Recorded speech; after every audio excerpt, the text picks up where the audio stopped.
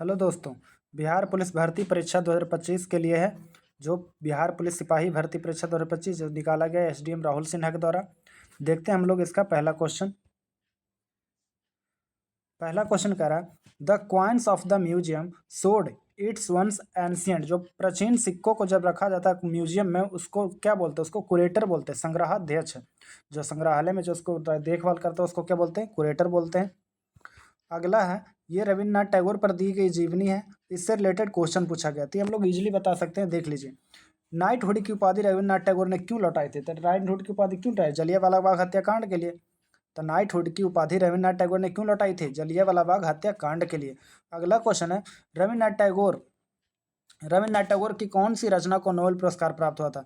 तो रविन्द्रनाथ टैगोर को कौन सी रचना को नोबेल पुरस्कार प्राप्त हुआ था? गीतांजलि के लिए। रविन्द्रनाथ टैगोर को किसके लिए? गीतांजलि के लिए दिया गया था। रविन्द्रनाथ टैगोर का जन्म कब और कहाँ हुआ था? तो रविन्द्रनाथ टैगोर का जन्म कब हुआ था? 7 मई 1861 को कलकत्ता में हुआ था। ये याद रखिएगा, कब हुआ था? कलकत्ता में 7 मई 1861 को कलकत्ता में हुआ था। रविन्द्रनाथ टैगोर के पिता का नाम क्या था? देवेंद्रनाथ टैगोर। और माता का नाम शारदा देवी था। अगला क्वेश्चन है उनके पिता कौन से समाज के नेता थे? तो उनके पिता ब्राह्मण समाज के नेता। रविन्द्रनाथ टैगोर के पिता देवेंद्रनाथ टैगोर किस समाज के नेता थे? तो ब्राह्मण समाज के नेता थे। अगला क्वेश्चन है जन गण मन राष्ट्रगान के रचनाकार कौन है? तो जन गण मन के रचनाकार कौन है? रविन्द्रनाथ टैगोर ही हैं। अगला क्वेश्चन है 7 नंबर, सोना का प्रयोजित शब्द कौन सा? तो सोना का प्रयोजित शब्द हो जाएगा क्या? कनक। सोना का प्रयोजित शब्द क्या हो जाएगा? कनक। कनक मतलब सोना होता है, तो कनक हो जाएगा। कनक, कंचन, कुंदन, स्वर्ण, हेम, ये सब क्या है? सोना का प्रयोजित शब्द हो जाएगा। अगला 8 नंबर कह रहा है माइक्रोसॉफ्ट वर्ड 2016 में पैराग्राफ फॉर्मेटिंग हटाने के लिए शॉर्टकट कुंजी कौन सी होनी चाहिए? तो पैराग्राफ फॉर्मेटिंग हटाना तो कंट्रोल क्यू करेंगे। पैराग्राफ फॉर्मेटिंग हटाना तो क्या करेंगे? कंट्रोल क्यू करेंगे। अगला क्वेश्चन है ए एक काम को 6 दिन में कर रहा है, बी उस काम को 12 दिन में कर। ए 6 दिन में, बी 12 दिन में कर रहा है। दोनों एक साथ काम करते हैं तो दोनों का एलसीएम क्या हो जाएगा? 12 हो जाएगा। यानी कि इसका 6 दूनी 12, 12 एकम 12। तो दोनों एक साथ कितने दिन में पूरा कर पाएंगे? दो पूरा काम जो एलसीएम रहते हैं वो पूरा काम रहता था। पूरा काम कितना था? 12। दोनों मिलकर 2 1 3 हो जाएगा। कितने दिन में करेंगे? 4 दिन में करेंगे। आंसर 4 आ जाएगा। नो के आंसर क्या हो जाएगा? 4 हो जाएगा नो का आंसर। अगला क्वेश्चन है इनकरेक्टली पूछ रहा, गलती पूछ रहा था। गलती में इसमें हो जाएगा कमिटमेंट होता है, COMMITMENT। यहाँ पे डबल एम हो जाएगा और एक सिंगल टी रहेगा, तो COMMITMENT कमिटमेंट होता है। अगला क्वेश्चन है 18, 27, 68 का चौथा अनुपात क्या हो जाएगा? मतलब चौथा पूछ रहा। तो 18, 27 और 68 का चतुर्थ समानुपाती का था। चतुर्थ समानुपाती क्या होता है? दूसरा गुने तीसरा बटे पहला। तो यानी कि 27 गुने 68 बटे 18 हो जाएगा। इसको काट दीजिए, काट करके आंसर क्या आ जाएगा? इसका आंसर आ जाएगा 102। अगला है एक आयत की लंबाई में 12% की वृद्धि यानी कि +12, फिर चौड़ाई में 10% की कमी -10 हो जाएगा। प्लस माइनस माइनस 12 गुने 10, परसेंटेज लाना था गुने 100। इसको कर दीजिए तो इसका आंसर क्या हो जाएगा? 0.8% की वृद्धि हो जाएगा। इसका आंसर 2 हो जाएगा। इसका आंसर क्या आ जाएगा? 2 हो जाएगा। अगला क्वेश्चन है एक बस द्वारा 360 किलोमीटर की दूरी 6 घंटे में तय करा। 6 घंटे में 360 यानी कि 1 घंटे में कितना?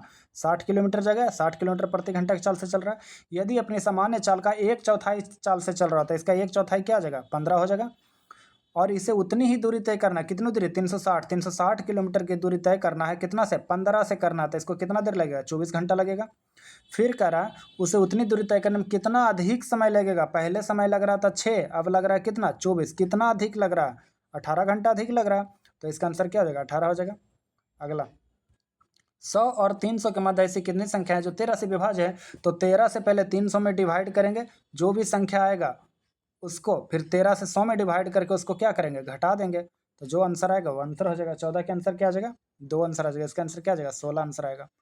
अगला 2 ट्रेन एक ही समय पर 2 अलग अलग स्टेशनों से यात्रा करी, यानी कि एक आ रहा है इधर से, एक आ रहा है इधर से। एक का है 90 किलोमीटर प्रति घंटा और एक का है 70 किलोमीटर प्रति घंटा। दोनों एक दूसरे की ओर बढ़ती है। जब वो मिलते हैं तब एक ट्रेन दूसरी ट्रेन से 140 किलोमीटर ज़्यादा चला है, अधिक यात्रा कर लेती है। तो दोनों स्टेशनों के बीच की दूरी क्या है? तो एक चल रहा है 70, एक चल रहा है 90, यानी कि ये पहली ट्रेन जो है इससे 20 किलोमीटर ज़्यादा चल रही है। प्रत्येक घंटा 20 किलोमीटर ज़्यादा चल रही है। तो 140 किलोमीटर ज़्यादा चलने में कितना समय लगेगा? 7 घंटा। 7 घंटा चलेगा तब ना ये 140 किलोमीटर ज़्यादा चलेगा। तो इस तरह से 7 घंटा ये भी चला होगा, 7 घंटा ये भी चला होगा, तो 7-7 घंटा दोनों चला होगा। तो 7 घंटा ये चलेगा तो 9 सत्ते 63, 630 किलोमीटर चलेगा। 7 घंटा ये चलेगा, 7 सत्ते 49, 490 किलोमीटर चलेगा। दोनों को जोड़ दीजिए तो 0 9 3 12 6 4 10 1 11, 1120। इसका आंसर क्या आ जाएगा? 1120 आंसर आ जाएगा, 4 नंबर हो जाएगा। अगला क्वेश्चन है, सबसे छोटी संख्या कौन सी है जिसे 12, 15, 18 से विभाजित करने पर प्रत्येक मामले में शेषफल 7 आता है?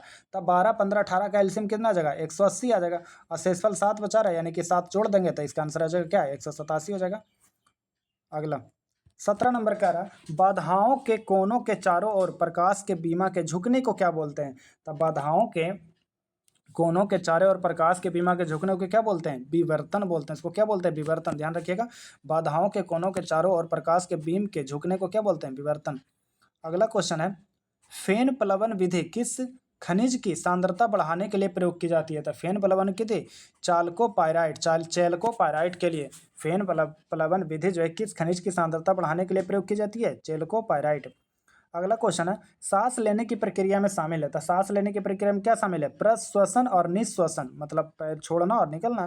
तो सांस लेने की प्रक्रिया में शामिल है प्रश्वसन और निश्वसन, प्रश्वसन और निश्वसन, याद रखिएगा।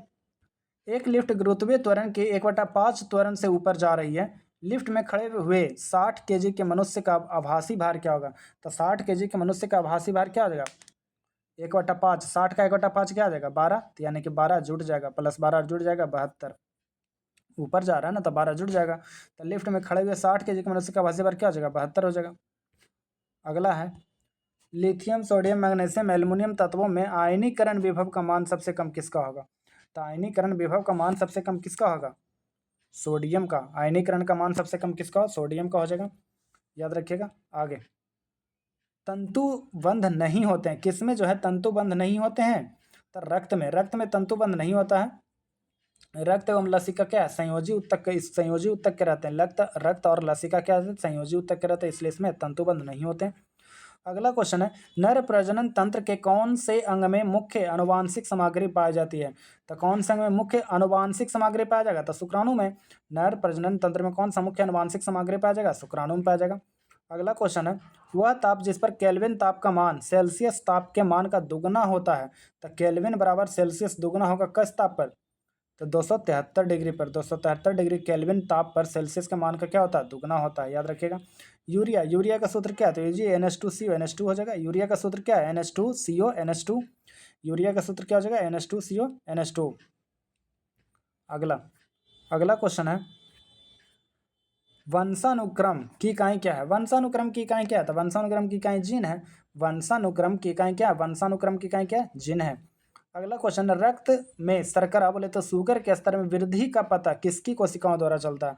तो रक्त में शुगर की वृद्धि का पता किसकी कोशिकाओं के द्वारा चलता है? अग्नाशय, अग्नाशय के द्वारा।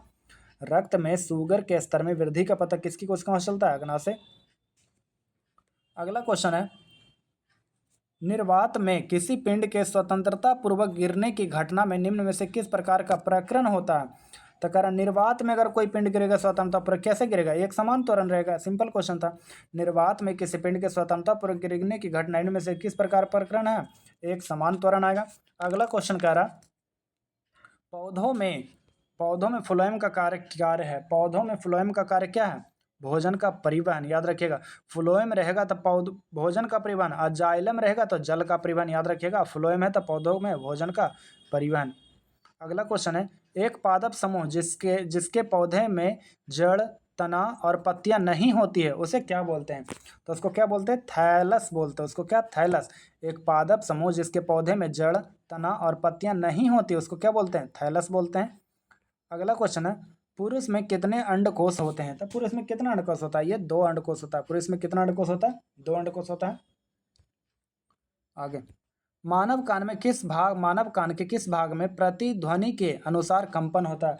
तो प्रतिध्वनि के अनुसार कंपन होता है किस में? कर्णपटही झिल्ली में। कर्णपटी झिल्ली में। मानव कान के किस भाग में प्रतिध्वनि के अनुसार कंपन होता है? कर्णपटी झिल्ली में। अगला क्वेश्चन है, पहला प्रकाश संश्लेषी ऑक्सीजन उत्पन्न करने वाला जीव पृथ्वी पर प्रकट हुआ था। कब प्रकट हुआ था? कौन सा मतलब जीव पृथ्वी पर प्रकट हुआ? साइनोबैक्टीरिया। पहला प्रकाश संश्लेषी ऑक्सीजन उत्पन्न करने वाला जीव पृथ्वी पर प्रकट हुआ था, कौन था वो? साइनोबैक्टीरिया। साइनोबैक्टीरिया। 34 नंबर है, बहुत कमजोर विकसित बच्चों को जन्म देते हैं। बहुत कमजोर मतलब कौन, जो तो कंगारू हो जाएगा, कंगारू बहुत कमजोर विकसित बच्चों को जन्म देते हैं, इसलिए उनको रखते हैं अपने थैले में। 34। 35 नंबर क्वेश्चन है, निस्तापन क्या है? निस्तापन क्या है? 35 में कह रहा निस्तापन क्या था? वायु के नियंत्रित अथवा अनुपस्थिति में अयस्क को गर्म करना निस्तापन होता है। वायु की नियंत्रित एवं अनुपस्थिति में अयस्क को गर्म करना क्या होता है? निस्तापन होता है। याद रखिएगा, किसी भी अयस्क को वायु की अनुपस्थिति में गर्म करना क्या कहलाता है? निस्तापन कहलाता है। अगला क्वेश्चन है, एक खाद्य श्रृंखला में ऊर्जा स्तरों का निर्माण होता है। तो खाद्य श्रृंखला में ऊर्जा स्तरों का निर्माण कैसे होता है? उपरोक्त सभी के द्वारा, मतलब उत्पादकों द्वारा, उपभोक्ता द्वारा और अपघटक द्वारा, सभी के द्वारा खाद्य श्रृंखला में ऊर्जा का स्तर का निर्माण किससे होता है? उत्पादक से भी, उपभोक्ता से भी और अपघटक से भी। सब इसका आंसर हो जाएगा।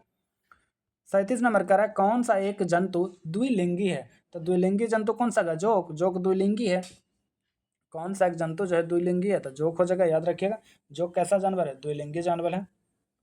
अगला क्वेश्चन है 38 नंबर, शैवाल निम्नलिखित में से किस समूह से संबंधित है? शैवाल किससे संबंधित? थैलोफाइटा से। याद रखिएगा, शैवाल जो है किससे संबंधित है? थैलोफाइटा। शैवाल किससे संबंधित है? थैलोफाइटा से संबंधित है शैवाल।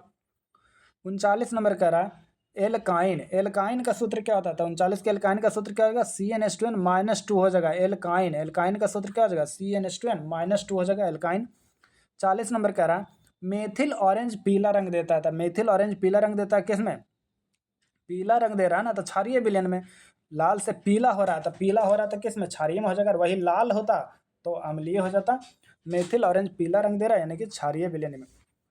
अगला क्वेश्चन है, रोग संक्रमित मच्छर के काटने से नहीं होता। कौन सा रोग जो है कौन रोग संक्रमित मच्छर के काटने से नहीं होता? 41 नंबर में क्या हो जाएगा? इबोला हेमरेजिक बुखार। इबोला हेमरेजिक बुखार। बाकी कौन कौन होता है संक्रमित मच्छर के काटने से? तो मलेरिया होगा, डेंगू होगा, चिकनगुनिया होगा। इबोला हेमरेजिक बुखार नहीं होता है, याद रखिएगा। अगला क्वेश्चन है, यह चमगादड़ के कारण फैलता है। यह जो है चमगादड़ के कारण फैलता है, याद रखिएगा। 42 नंबर क्वेश्चन कह रहा है, पारा कांच को गीला नहीं करता है। कांच का यह गुण क्या कहलाता है? पारा जो है कांच को गीला नहीं करता है। द्रव का यह गुण क्या कहलाता है? द्रव का यह गुण आसंजन बल कहलाता है। कौन सा? आसंजन बल। पारा कांच को गीला नहीं करता, द्रव का यह क्या सा गुण है? आसंजन बल के कारण। अगला क्वेश्चन है, राजा जी राष्ट्रीय पार्क किस जानवर का प्राकृतिक आवास है? तो राजा जी में कौन रहता है? जंगली हाथी रहता है। याद रखिएगा, जंगली हाथी। राजा जी राष्ट्रीय पार्क जो है जंगली हाथी के लिए प्रसिद्ध है, और एशियाई शेर के लिए तो गिर है, गिर राष्ट्रीय उद्यान है। अगला क्वेश्चन है, भारत का संविधान स्पष्टतः प्रेस की आज़ादी की व्यवस्था नहीं करता है, किंतु यह आज़ादी अंतर्निहित है। अनुच्छेद किस में हो जाएगा? अनुच्छेद 21 के क में। 21 के 1 के क में। करा प्रेस की स्वतंत्रता किस में? अनुच्छेद 21 के 1 के क में हो जाएगा। मैपल लीफ का देश किसे कहा जाता है? तो मैपल लीफ का देश किसे कहते हैं? कनाडा को। मैपल लीफ, मैपल लीफ का देश किसे कहते हैं? कनाडा को कहते हैं मैपल लीफ का देश। अगला क्वेश्चन है, निम्न में से किसने रक्त एवं लौह की नीति का अवलंबन किया था? रक्त एवं लौह की नीति का अवलंबन कौन किया था? बिस्मार्क ने। रक्त एवं लौह की नीति का अवलंबन किसने किया था? बिस्मार्क ने किया था। अगला क्वेश्चन है, भारत में सर्वप्रथम किस विश्वविद्यालय ने समाज शास्त्र प्रारंभ किया था? समाज शास्त्र प्रारंभ करने वाला विश्वविद्यालय कौन सा था? बम्बई विश्वविद्यालय। याद रखिएगा, समाज शास्त्र प्रारंभ करने वाला विश्वविद्यालय कौन सा था? बम्बई विश्वविद्यालय था। अगला क्वेश्चन है, पेडोलॉजी निम्न वैज्ञानिक अध्ययन से संबंधित है। पेडोलॉजी किससे संबंधित है? पेडोलॉजी मिट्टी से संबंधित है। पेडोलॉजी किससे संबंधित है? मिट्टी से संबंधित है। अगला क्वेश्चन है, सूची 1 को सूची 2 से मिलाइए। संचालन समिति, संचालन समिति कौन थे? डॉक्टर राजेंद्र प्रसाद। संचालन समिति कौन थे? डॉक्टर राजेंद्र प्रसाद। 1 के 4 हो जाएगा। संचालन समिति कौन थे? डॉक्टर राजेंद्र प्रसाद। थोड़ा सा ऊपर कर देते हैं। हाँ, संचालन समिति कौन थे? डॉक्टर राजेंद्र प्रसाद। प्रांतीय संविधान समिति कौन हो जाएगा? सरदार पटेल। प्रांतीय संविधान समिति सरदार पटेल। 2 के 3। प्रांतीय संविधान समिति सरदार पटेल। संघीय संविधान समिति तो जवाहरलाल नेहरू हो जाएंगे। संघीय संविधान समिति जवाहरलाल नेहरू। संघीय संविधान समिति जवाहरलाल नेहरू। मूल अधिकार उप समिति जेवी कृपलानी। मूल अधिकार उप समिति जेवी कृपलानी हो जाएंगे। इसका आंसर हो जाएगा सी। अगला क्वेश्चन है, व्यापारिक पवनें कहाँ से चलती है? तो व्यापारिक पवनें कहाँ से चलती है? उपोष्ण उच्च दाब से। व्यापारिक पवनें कहाँ से चलती हैं? उपोष्ण उच्च दाब से। व्यापारिक पवनें कहाँ से चलेंगी? उपोष्ण उच्च दाब से चलती हैं। अगला, मार्क्स के अनुसार साम्यवादी समाज की प्रथम अवस्था में किसका अस्तित्व बना रहेगा? तो मार्क्सवाद के अनुसार जो है साम्यवादी समाज की प्रथम अवस्था में किसका अस्तित्व बना रहेगा? श्रम विभाजन का अस्तित्व बना रहेगा। मार्क्स के अनुसार साम्यवादी समाज की प्रथम अवस्था में किसका अस्तित्व बना रहेगा? श्रम विभाजन का अस्तित्व बना रहेगा। अगला क्वेश्चन है, भारतीय संविधान का कौन सा अनुच्छेद राष्ट्रपति को लोकसभा भंग करने की शक्ति प्रदान करता है? तो लोकसभा राष्ट्रपति जो है लोकसभा को भंग करेगा, अनुच्छेद 85। राष्ट्रपति जो है किस अनुच्छेद के तहत लोकसभा भंग करने की शक्ति प्रदान करेगा? अनुच्छेद 85। अगला क्वेश्चन है, बिहार की जनगणना 2011 के अनुसार बिहार में लिंगानुपात कितना है? तो बिहार में लिंगानुपात कितना है? 918। बिहार में लिंगानुपात कितना है? 218 है, 918 है। अगला क्वेश्चन है, भारतीय राष्ट्रीय कांग्रेस का 1937 के अधिवेशन किस स्थान पर हुआ था? तो 1937 का अधिवेशन कहाँ हुआ था? फैजपुर में। 1937 का अधिवेशन कहाँ हुआ था? फैजपुर ने। इस अधिवेशन की अध्यक्षता कौन किया था? जवाहरलाल नेहरू ने। इस फैजपुर अधिवेशन की अध्यक्षता कौन किया था? जवाहरलाल नेहरू ने। अगला क्वेश्चन है, बिहार में किस प्रकार के वनों की अधिकता है? तो बिहार में किस प्रकार के वनों की अधिकता? पर्णपाती वन। बिहार में किस प्रकार के वनों की अधिकता है? पर्णपाती वन सबसे ज्यादा है बिहार में, याद रखिएगा। पर्णपाती वन जो है एक बार साल में पत्तियों को गिरा देते हैं, याद रखिएगा। अगला क्वेश्चन है, भारत का केंद्रीय औषधि अनुसंधान स्थान कहाँ है? तो केंद्रीय औषधि अनुसंधान स्थान कहाँ है? लखनऊ में। केंद्रीय औषधि अनुसंधान का लखनऊ में है, याद रखिएगा। अगला क्वेश्चन है, भारतीय संविधान के जनक के रूप में किसे जाना जाता है? तो भीमराव अम्बेडकर को ही जाना जाता है। भारतीय संविधान के जनक के रूप में किसे जाना जाता है? भीमराव अम्बेडकर को ही जाना जाता है। 58 नंबर क्वेश्चन कह रहा है, बेरिंग जलडमरू मध्य किसको जोड़ता था? बेरिंग जलडमरू मध्य किसको जोड़ेगा? अटलांटिक महासागर और प्रशांत महासागर को। बेरिंग किसको जोड़ेगा? आर्कटिक। बेरिंग किसको जोड़ेगा? आर्कटिक महासागर और प्रशांत महासागर को बेरिंग जलडमरू मध्य जोड़ेगा। अगला, साइमन कमीशन भारत कब आया था? तो साइमन कमीशन भारत कब आया था? 1928 में आया था, याद रखिएगा। साइमन कमीशन भारत कब आया था? 1928 में आया था। 8 नवंबर 1927 को साइमन कमीशन का गठन हुआ था और भारत आया था फरवरी 1928 में।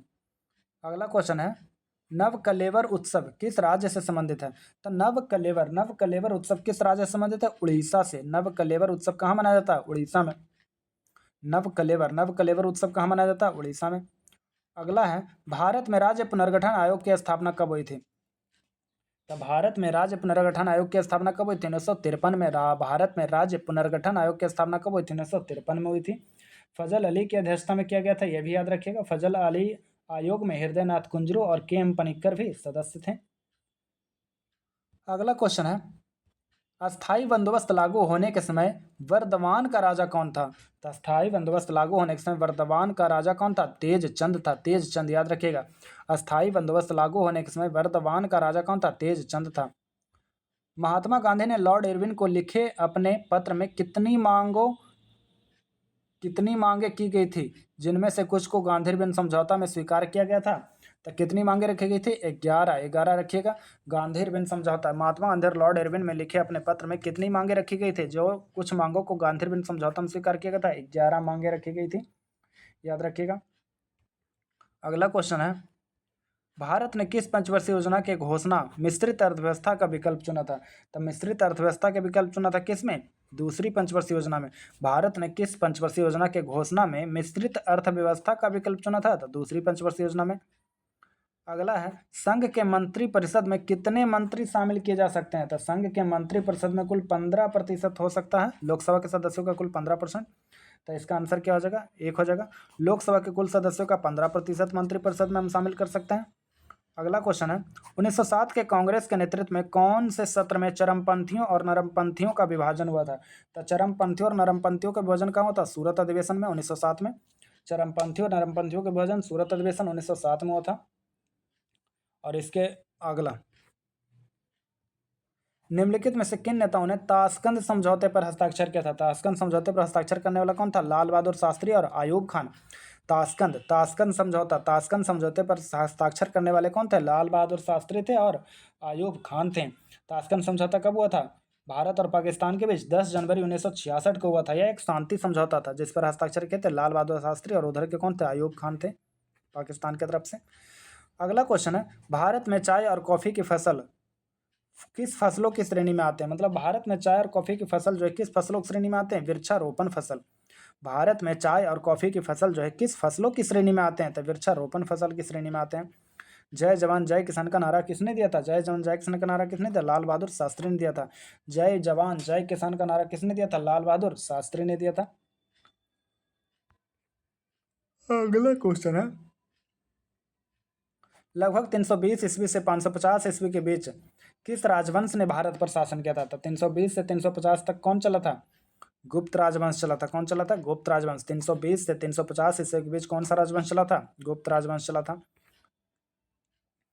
धनुर्वेद यजुर्वेद का उपवेद है। धनुर्वेद जो है यजुर्वेद का उपवेद है। इसका संबंध निम्न में से किससे है? तो इसका संबंध किससे है? युद्ध कौशल से। इसका संबंध किससे है? युद्ध कौशल से।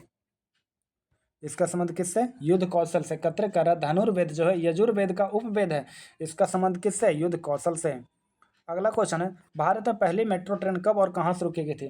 तो भारत में पहली मेट्रो ट्रेन 24 अक्टूबर 1984 को कलकत्ता में शुरू किया गया था। भारत में पहली मेट्रो ट्रेन जो है 24 अक्टूबर 1984 को कलकत्ता में शुरू किया गया था। अगला क्वेश्चन है, लॉर्ड डलहौजी ने भारतीय राज्यों को हड़पने के लिए निम्नलिखित में से कौन सी नीति अपनाई थी? तो राज्य को हड़पने के लिए कौन सी नीति अपनाई थी? वेपकंत का सिद्धांत अपनाया गया था। लॉर्ड डलहौजी ने भारतीय राज्यों को हड़पने के लिए निम्नलिखित में से कौन सी नीति अपनाई थी? तब वेपकंत का सिद्धांत अपनाया गया था।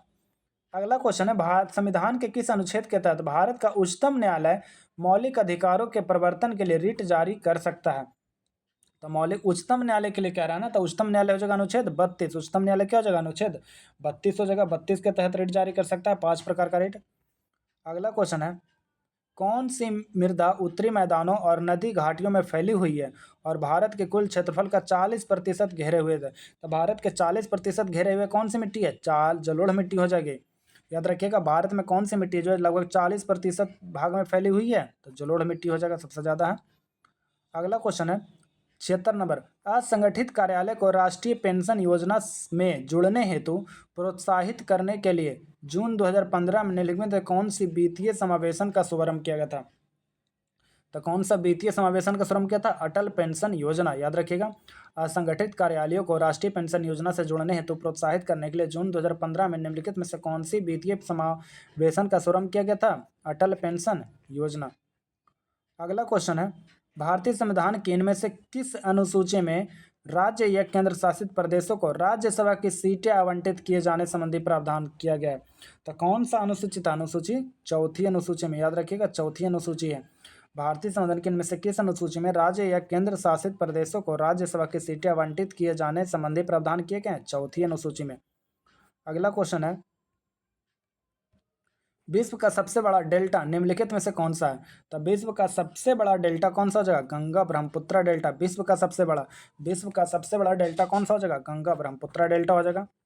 अगला क्वेश्चन है, भारतीय दंड संहिता का वर्ष है। भारतीय दंड संहिता का वर्ष कौन सा? 1860।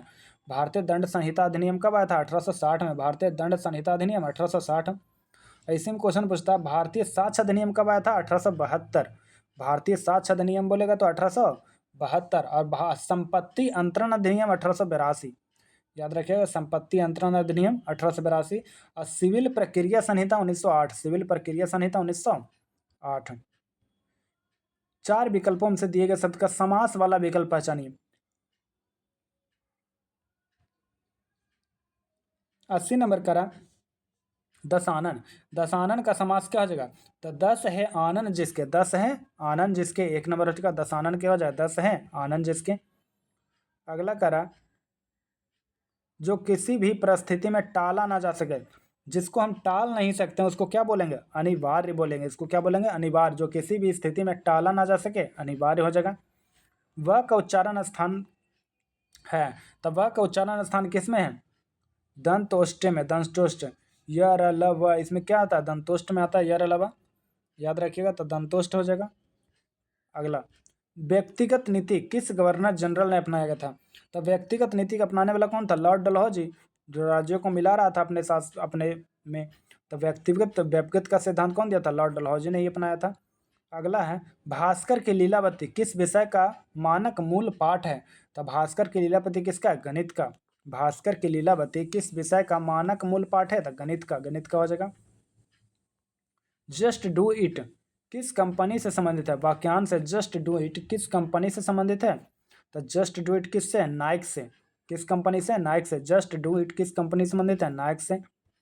मधुबनी शैली जो कि एक लोक चित्रण शैली है, निम्नलिखित में से किस राज्य में प्रसिद्ध है? तो मधुबनी शैली किस राज्य में प्रसिद्ध है?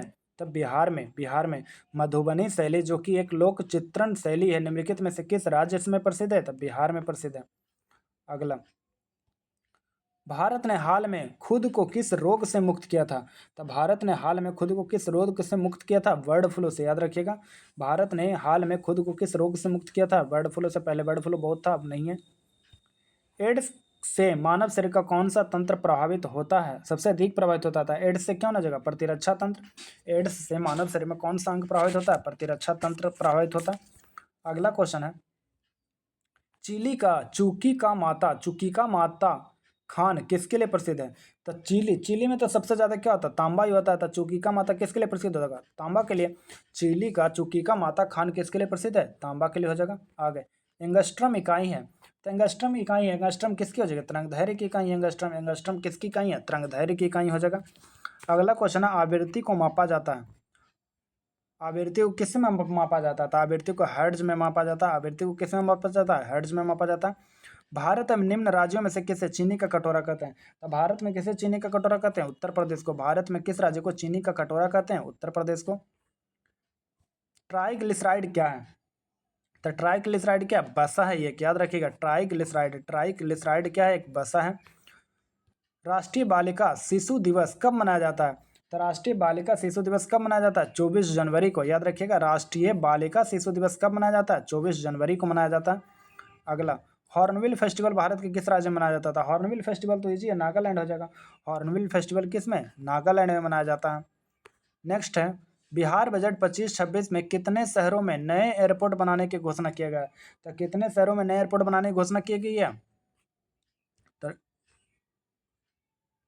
तहत नए एयरपोर्ट बनाने की घोषणा की है 7 शहरों में। बिहार बजट, सॉरी क्वेश्चन क्या है फिर से देख लेते हैं। बिहार बजट 2025-26 में कितने शहरों में नए एयरपोर्ट बनाने की घोषणा की है? तो 7 शहरों में बनाने की घोषणा की है। पहला हो जाएगा भागलपुर, सहरसा, मुंगेर, वीरपुर, पूर्णिया, मुजफ्फरपुर, वाल्मीकि नगर और मधुबनी। तो बिहार बजट 2025-26 में कितने शहरों में नया एयरपोर्ट बनेगा? 7 शहरों में। भागलपुर, सहरसा, मुंगेर, वीरपुर, पूर्णिया, मुजफ्फरपुर, वाल्मीकि नगर और मधुबनी में बनेगा। अगला क्वेश्चन है, केंद्र सरकार ने बुनियादी साक्षरता को बढ़ावा देने हेतु कौन सा मोबाइल एप्लीकेशन लॉन्च किया है? तो केंद्र सरकार ने बुनियादी साक्षरता को बढ़ावा देने के लिए उल्लास लॉन्च किया। कौन सा मोबाइल ऐप है? उल्लास। केंद्र सरकार ने बुनियादी साक्षरता को बढ़ावा देने के लिए कौन सा मोबाइल एप्लीकेशन लॉन्च किया? उल्लास लॉन्च किया। अगला है, कारपोरेट ऋण बाजार विकास कोष की स्थापना करने की घोषणा किसने की थी? तो कारपोरेट ऋण की घोषणा कौन किया था? सेबी ने किया था। याद रखिएगा, कारपोरेट ऋण बाजार विकास कोष की स्थापना करने की घोषणा किसने किया था? सेबी ने किया था। ऑस्ट्रेलियन ओपन चैंपियनशिप 2025 के पुरुष विजेता पुरुष वर्ग के कौन है? तो ऑस्ट्रेलियन ओपन कौन जीता था? Jannik Sinner. Australian open championship 2025 के विजेता पुरुष वर्ग में कौन है? Jannik Sinner.